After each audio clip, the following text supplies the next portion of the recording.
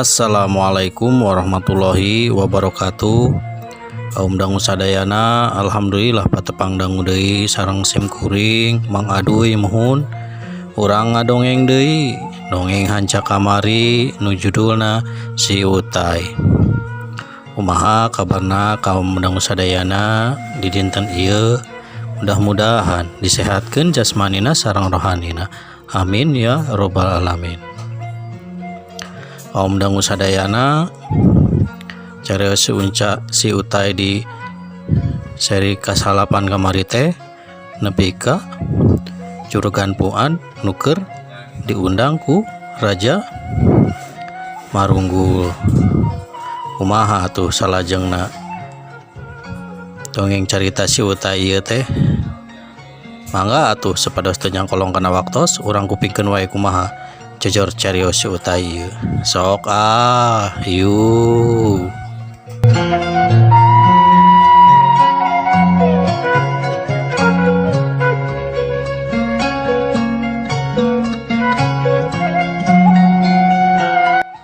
Ulang-ulang biru gerah bawa tak emas berlian teh, bawa sina dibawa eta ku anak baulah kaula bahanan ame nyampe ka imah no. Gitu atuh kaum dangu sadayana merintahna Raja Marunggul teh ka gulang-gulangna atuh gulang-gulangna gen langsung wae nyumponan anu diperintah ku Raja Marunggul, masing-masing dibere permata emas perhiasan hiji-hiji eta anu loba teh. Tapi kaum dangu sadayana ari Juragan Puad mah mainna teh masih tetep ngagerentesna hatena. Duh, Nyai Romrah, hampura bapak gelis. Padahal mah bapak kikian teh neangan dunia anu loba teh jang hidup ame teh sangsara hidup teh, tapi geningan ayeuna mah hidup anu kudu dikorbankeunana. Tapi da kumaha tuh daripada mama anu jadi wadah mah geus we hidup wae hampura gelis. Kitu gerentesana Juragan Puad na jero hatena teh.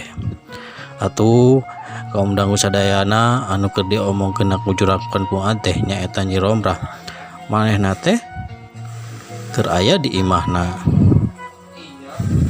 Di imahna dibaturan ku Umi Erum keur ngariung ningali Juragan Puad anu keur ngaremprah teu inget-inget.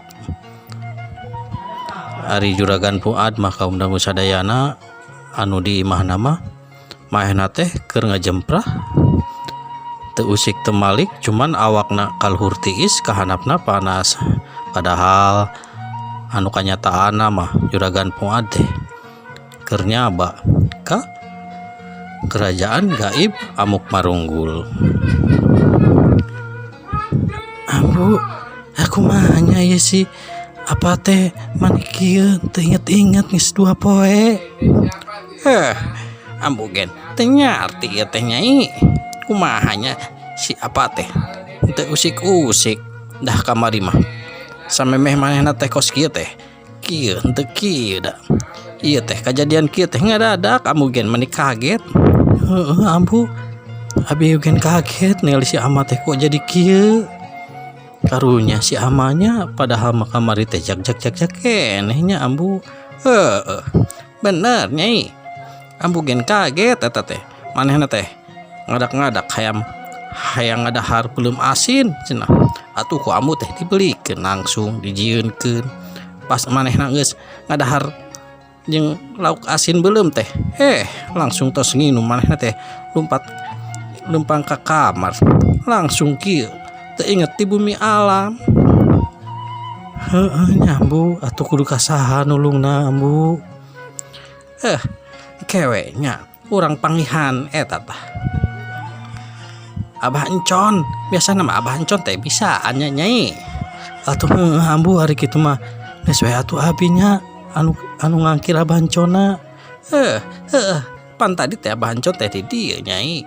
Nyai keur eueuh atuh cek Abah Encon kumaha ambu. Ibu kan ambu kan bingung eta teh Abah Encon teh teu ngomong naon gitu. Tapi Nyai jik lah mendingan susulan deui eta Abah Encon teh titah ka dieu.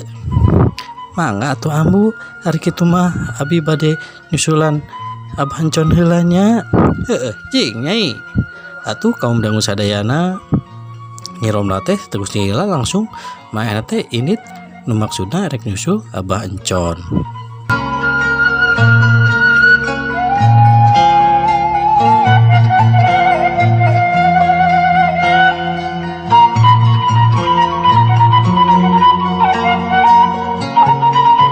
Pas Nyi Romlah nepi ka pos ronda manehna teh kaget kusabab di tengah jalan eta teh dicegat ku tilu pamuda. Ari eta tilu pamuda teh katelah si Bonim, si Yana jeung si Pupung. Ningali si Bonim teh Nyi Romlah teh manen kos nu ijid kacida. Da kusabab si Bonim mah jelemana teh Kumasep jeung Mahiwal. Ari si Bonim kaum dangu sadayana manehna teh dia kelmur eta mah disebut anar-anar piang rusuh piang ribut sok neangan masalah. Sok wani pulang paling kanu batur. Tapi aneh na kaum dangu sadayana di lemur eta mah eueuh nu wanieun ka manehna teh. Da kusabab bapana si Bonim nu ngaranna Ki Aceng teh jawara ti lemur eta. Wai nyugis aya ka mana nyugis ayo nyugis saya ka mana ka dieu heula atuh jeung akang di dieu nyugis Kitu kaum dangu nanyana si Bonim ka Nyi Romlah. Air Nyi Romlah ningali si Bonim teh boro-boro hayang ngajawab. Manehna teh satengah lumpangna teh satengah lumpat. Ningali kitu, ningali Nyi Romlah satengah lumpat kitu, eta si Pupung jeung si Yana teh nyingserikeun ka si Bonimna teh. Bari ngecengan. Ya kasihan eta si Bonim dicuekeun ku nu geulis nu geulis gandeng sia ulah kitu sia mahna mah lain siurun eraun we aya maneh jadi manehna teh teu ngajawab pertanyaan urang. Da biasana mah lamun urang papanggih duaan mahna teh sok ngadeuketan ka urang teh. Nah, maneh kitu, maneh mah karunya euy. Sia gandeng sia dikepret sia ku aing. Kitu jawaban si Bonim. Bari setengah ngamek ka si Yana. Aya eta nu geulis ere ka mana nya? Wah, teu ngajak-ngajak Pupung. Anu geulis kitu urang mah mun manehna daekeun ka urang manolak lah. Sia eta mah nu aing sia. Awas wani-wani ngaganggu manehna dikepret ku aing sia. Atuh ulah kitu Bonim. Maneh mah heulah. Kalau emang maneh pimpinan urang mah rek ngelehan we, ngadukung ka maneh. Tah kitu atuh mah. Sia teh ulah ngaganggu kana bebende aing sia. Mun kitu kepret sia ku aing. Kitu atuh obrolanna si Bonim jeung baladak teh. Tapi tadi urang ningali ujung si di mana Abah Encon aya lalaki nikah Kasep euy sahanya tapi urang tua ukakara ningali eta jelema. Aing sia tadi teh ningali saha teh euy. Sia mani Kasep sia. Wah eta si nu geulis teh ere ka imahna Abah Encon bronya. Awas we sia teh lalaki eta mun wani-wani ngarebut bebene aing podaran sia ku aing. Mending ayeuna mah yuk urang uang ini we yang tuturkeun nu geulis teh ere ka mana eta lumpangna teh. Hayu atuh kitu mah uang tuturkeun. Atuh kaum dangu sadayana si Bonim jeung balen nu duaan teh langsung nuturkeun Nyi Romlah di kaanggangan.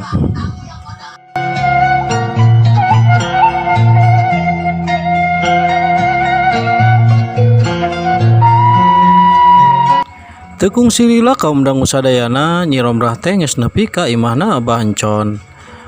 Mahena teh kaget di imahna Abah Encon teh aya tilu jalma aya anu dua wau ari anu hiji deui ani mak cek main teh ani asa wau anu ka dua mah nyaeta Abah Encon jeung Mang Iding tapi cenah na jero hatena teh anu hijina teh tumanya sahanya etanya asa wau kitu gerentesanana Nyi Romrah teh atuh manehna teh langsung wae nyamperkeun ka imahna Abah Encon teh bari assalamualaikuman. Assalamualaikum. Waalaikumsalam warahmatullahi wabarakatuh. Gitu atuh dijawab ku nu tiluan teh. Oh Nyai, sok Nyai kalebet aya naon Nyai teh? Gitu patanya Abah Encon ka Nyi Romrah. Abah, iya Abah, tadi tehnya Abah teh tos di bumi abinya aina teh Abah teh di titah kaditu ku si ambu teh. Oh are kitu mah ke Abah rek kaditu deui ye. Bareng jeung Mang Iding ta jeung si Utai Nyai. Oh, eta teh Autai. Alah Autai, ayeuna mah mani pangling kitunya. Mani beda ayeuna mah mani kasep. Gitu omongan Nyi Romrah teh bari henteu nyadar. Pas maehna nyadar, maehna teh mani beureum beungeutna teh. Kusabab kaceplosan ngomongna.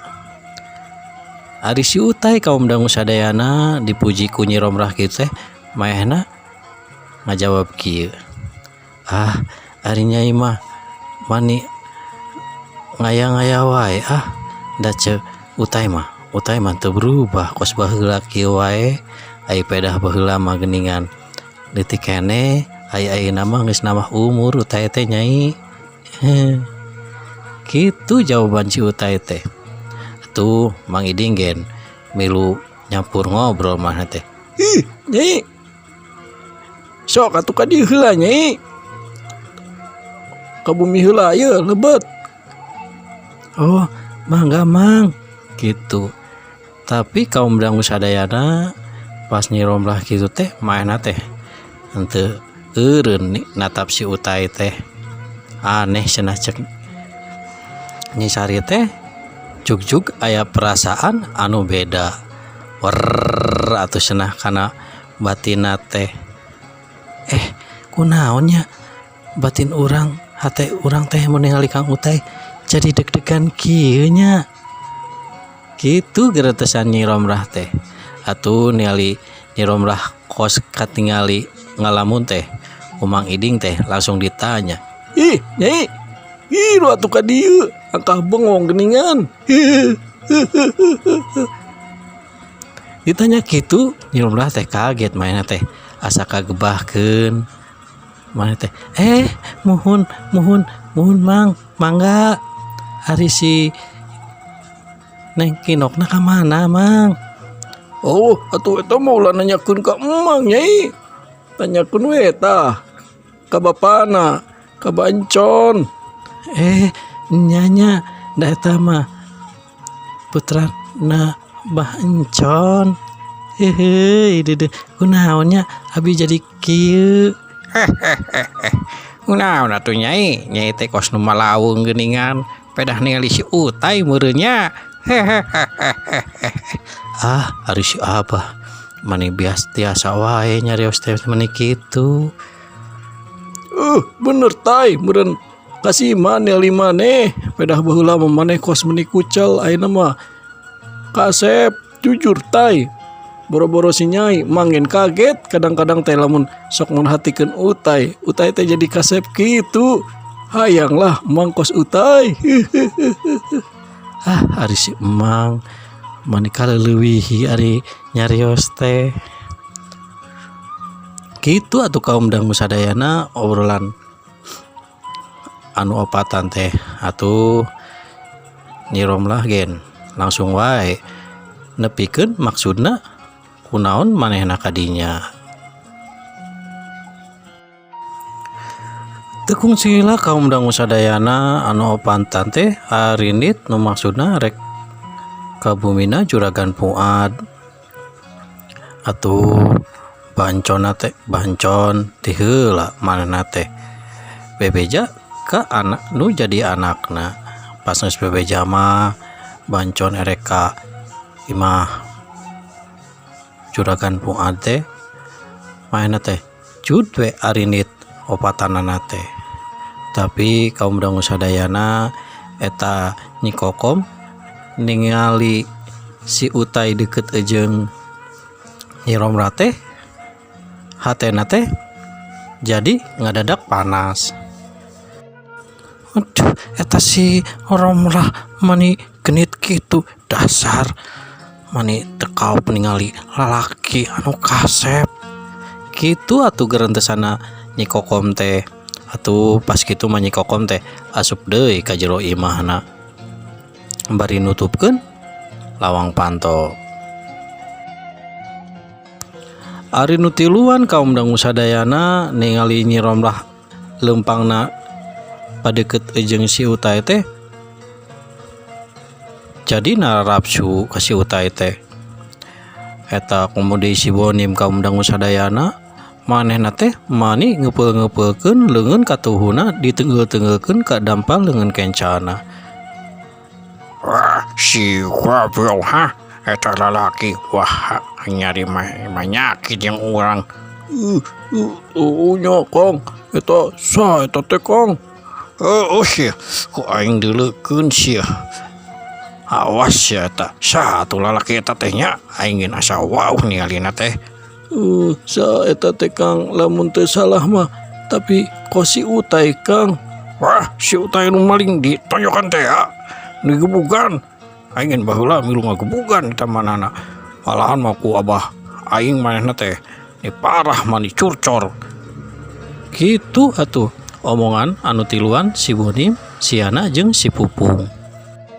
Pas ningali bancon anu opatan teh manehna eta si Bonim jeung si Yana jeung si Pupung teh langsung wae nyarumput kusabab cenah manehna mah mung nyampe katingali ku bancon. Hari si Bonim mun papanggih jeung bancon teh manehna mah sok ngahindar wae da kusabab manehna sering loba kasalahan di lembur eta. Dak, kiru kira nyumput. Emang kunaon euy kudu nyumput Ya, kiru nyumput, cek aing nyumput. atuh anu tiluan teh giru-giru nyarumput manehna teh bari ningalikeun anu leumpang bancon si Utai, Mang Iding jeung Nyi Romlah. Pas rombongan bancon geus lewat teh si Bonim langsung keluar tina panyumputan deui bari tetep manehna teh bakat ku nafsu ngeupeul-ngeupeulkeun leungeun katuhuna digebukeun ka leungeun kencana. Wah, oi dak aya pagawean deui oi. Urang podadan eta lalaki teh saha manehna teh rek ngarebut bebene aing oi sigana mah. Siap lah, ya penting mah asal aya nu ngebulna we euy. Tenang atuh, masalah nu kitu mah beres lah kukuring mah. Tapi teu bisa ayeuna. Aduh, teu bisa ayeuna. Ayeuna mah waktosna seep. Kaum dangu sadayana waktosna seep. Insyaallah lain waktos orang lajengkeun deui carios si Utai ieu. Sim kuring Mang Aduy nyuhunkeun dihapunten bilih dongeng si Utai ieu seueur pisan kakiranganana. Mangga atuh nu teu acan subscribe di-subscribe diantosan ku Mang Aduy. Anu atos subscribe Mang Aduy ngucapkeun hatur nuhun. Sim kuring Mang Aduy amit mungkur amit mundur. Billahi taufik wal hidayah. Wassalamualaikum warahmatullahi wabarakatuh. Permios.